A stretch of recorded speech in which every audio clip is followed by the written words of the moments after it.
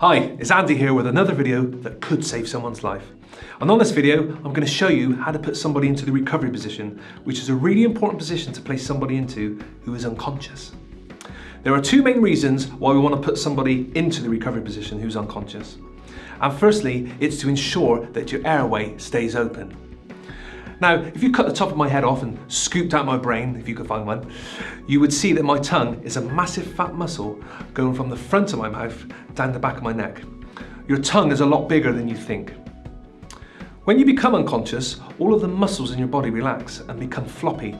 So if let out on your back, your tongue will just slide back and close off your airway like a door closing. This means you're unable to breathe.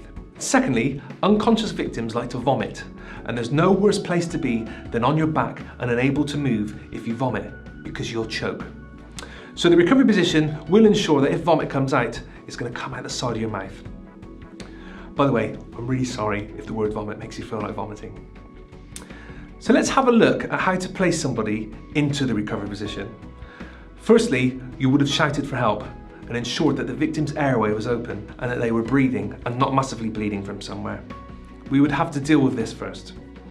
Also, if we suspected that the victim had injured their neck and their spine, we wouldn't use the recovery position unless you had to leave them alone or if they vomited. To learn how to deal with these problems, you'll have to come along to one of my courses. If they're not breathing, you have to commence CPR. Secondly, remove any glasses that they're wearing and straighten their legs. Remember that you're always rolling towards you, so check that you're not on the edge of a mountain.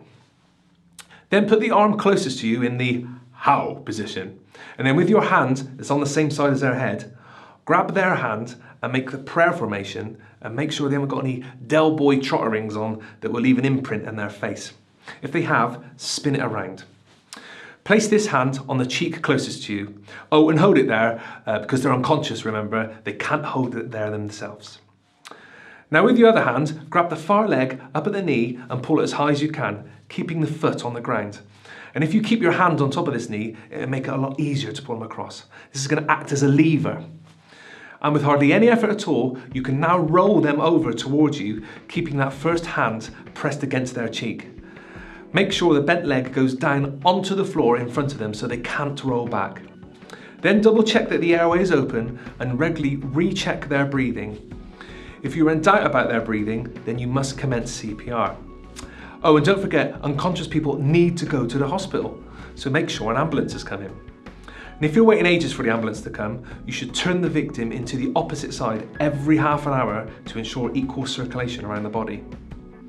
And finally, if you have to place a heavily pregnant lady into the recovery position, it must be down on their left side. This is because the main return vein to our hearts runs down the right-hand side of our body. And a big bouncy baby on that will crush it and restrict blood's return to the heart. So preggers must go down on her left. So that's the recovery position. I really hope that's taught you something and hopefully remember it if needed. Of course, you can't beat learning it for real and practicing on others, so book a course with me where you'll learn loads more life-saving skills. Goodbye for now. Can I get up now? Yes.